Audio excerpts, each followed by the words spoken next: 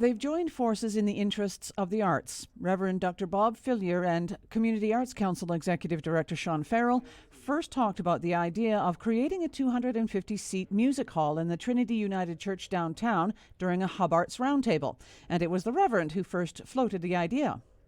There's always been an undertone of providing space for folks in the performing arts kind of world. So whether it was concerts or plays or whatever it was, particularly as the congregation grew, as Prince George grew in this facility, we know there were concerts being held here at Trinity downtown in the 50s, the 60s, the 70s. The arts have been in the news a lot lately with the fate of the Playhouse in the air, but it has also highlighted something else.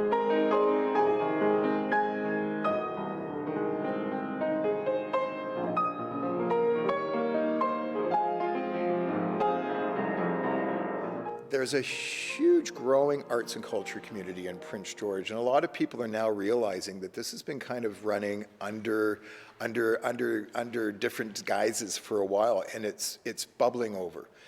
We've seen, since we've announced this project just a few days ago, overwhelming and outpouring of support for the idea. This facility is really loved and has a long legacy.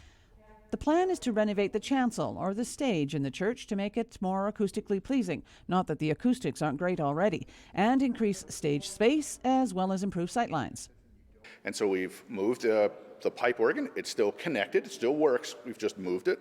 We're filling in the pit where it was. We've lowered the front, the kind of knee wall that was there, we've lowered that by about 2.5 feet. So it just opens up sight lines, it changes a little bit the acoustics and opens that up a little more, so you get a little more resonance in the space. To that end, the Council has applied for funding from the Canada Culture Spaces Fund to assist with the development of a plan for revitalizing the space, which will include a review of design, engineering and architectural options, programming, capital improvements and management structures. What are some of the things that we need to do as far as renovations, physical upgrades? The building is now going on, I think, 60 years old, so it'll need some upgrades as well to really turn it into a top-notch live music and event facility, but also keep it really affordable and accessible for everyone. Regardless of the funding, the partners are forging ahead and hope to have some form of musical entertainment happening by the end of November. Cheryl Jan, CKPG News.